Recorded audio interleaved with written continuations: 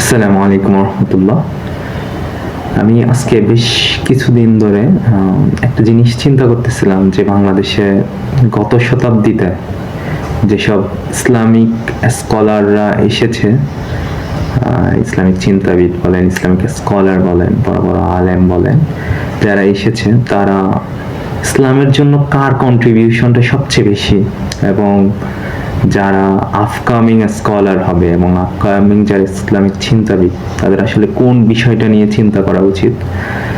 তো ইসলাম সম্পর্কে আমার খুবই ক্ষুদ্র জ্ঞান এবং ক্ষুদ্র গবেষণা বলতে পারেন এ ব্যাপারে। তো আমার কাছে যেটা মনে হয়েছে যে গত শতাব্দীতে যতজন ইসলামিক স্কলার বাংলাদেশে এসেছে তার মধ্যে সবচেয়ে বেশি বাংলাদেশের মুসলমান এবং ইসলামের জন্য সবচেয়ে বেশি যে ব্যক্তিটা অবদান রেখেছেন তিনি হচ্ছে শহীদ মীর কাসেম আলী। শহীদ মীর কাসেম আলী কেন বললাম, যে ওনার প্রতিষ্ঠা করা যেসব প্রতিষ্ঠান এগুলোর দিকে তাকালে আসলে আমরা বুঝতে পারি। যেমন উনি বাংলাদেশের অর্থ ব্যবস্থা, সুদ ভিত্তিক অর্থ ব্যবস্থার বিকল্প হিসেবে তিনি ইসলামী ব্যাংক চিন্তা করছেন। উনি বাংলাদেশের যে শিক্ষা ব্যবস্থার চিন্তা করে উনি আন্তর্জাতিক ইসলামী বিশ্ববিদ্যালয় চট্টগ্রামের অন্যতম সহযোগী প্রতিষ্ঠাতা। উনি বাংলাদেশের চিকিৎসা ব্যবস্থা নিয়ে চিন্তা করে ইবনে সিনা ট্রাস্ট গঠন করেন। উনি বাংলাদেশের ইসলাম এবং মুসলমানদেরকে মিডিয়াতে প্রেজেন্ট করার জন্য দিগন্ত গ্রুপ, নয়া দিগন্ত টিভি এবং নয়া দিগন্ত সংবাদপত্র এবং দিগন্ত টেলিভিশনের অন্যতম চেয়ারম্যান হিসেবে দায়িত্ব পালন করেন। উনি প্রায় এরকম 40টা প্রতিষ্ঠানের সাথে নিজেকে সংযুক্ত করেছিলেন। শুধু তাই নয়, উনি বাংলাদেশের সবচেয়ে যে ছাত্র সংগঠনটি স্বাধীনতার অতন্দ্র প্রহরী এবং বাংলাদেশের ইসলাম এবং মুসলমানদের জন্য কলেজ ইউনিভার্সিটিতে সবচেয়ে বেশি ভূমিকা যে ছাত্র সংগঠন রাখতেছে, যে বাংলাদেশ ইসলামী ছাত্র শিবিরের প্রতিষ্ঠাতা।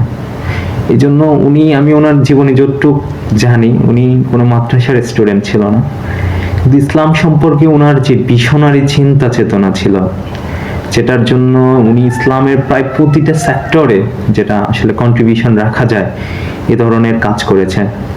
তো এই জায়গা থেকে আমি আজকে হঠাৎ করে শহীদ মীর কাসেম আলীর কথা এই জন্য বলতেছি যে আমাদের আপকামিং যে ইসলামী চিন্তাবিদগুলো আমরা দেখতেছি সোশ্যাল মিডিয়াতে বলেন, বিভিন্ন মিডিয়াতে, ওয়াজের ময়দানে যেসব ইসলামিক চিন্তাবিদ হিসেবে আমরা যাদেরকে দেখতেছি, আসলে ওনাদের মধ্যে বা আমরা যারা এই ছোট ছোট ইসলামিক চিন্তা করি, মানে ইসলাম নিয়ে যারা চিন্তা গবেষণা করি, ওনাদের মধ্যে আসলে ভিশনারি মানুষ খুব কম দেখতেছি।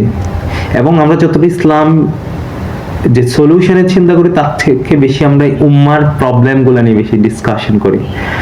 এখন মানে ইসলামী চিন্তাবিদদের কাজ হচ্ছে ইসলামের যে সমস্যাগুলো আছে এগুলো সমাধান করা, কিন্তু আমাদের যেই ইসলামী চিন্তাবিদ আমরা বর্তমানে দেখতেছি তারা বিভিন্ন সমস্যা নিয়ে আলোচনা করে, কিন্তু এটার কোনো সমাধান ওনারা আসলে দিতে পারে না।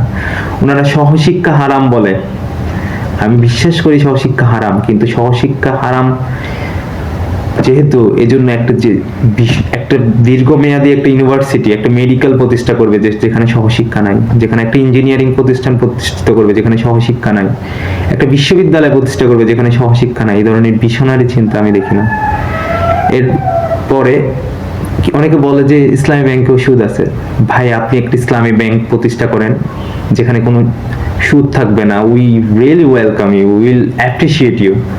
তো এই জায়গা থেকে আমি যেটা কল্পনা করি, আমি যেটা চিন্তা করি, আপকামিং যে যারা ইসলামী চিন্তাবিদ হবে এবং যারা ইসলামিক চিন্তাবিদ আছে, যারা আমাদের মতো ছোট ছোট মানুষ ইসলাম নিয়ে চিন্তা করে, তাদের সবাই এভাবে চিন্তা করা উচিত। এই উম্মাটাকে যদি আমরা একটা দেওয়ালের সাথে কম্পেয়ার করি, দেওয়ালের দিকে তাকালে যেমন আমরা দেওয়ালে যদি কোনো ছোট ফুটা থাকে, যদি কোনো একটা ইট গেপ থাকে, যদি এটা তো আমরা দূর থেকে দেখতে পাই, তো পুরো উম্মাটাকে যদি আমরা একটা দেওয়াল কম্পেয়ার করি, এই দেওয়ালের দিকে তাকালে উম্মার যেখানে যেখানে দেওয়ালে যেভাবে যেখানে যেখানে গেপ আছে দেখা যাবে, উম্মার দিকে তাকালে উম্মার কোথায় কোথায় গেপ আছে আমরা সেই গেপটা, সেই ইটটা হয়ে যাব।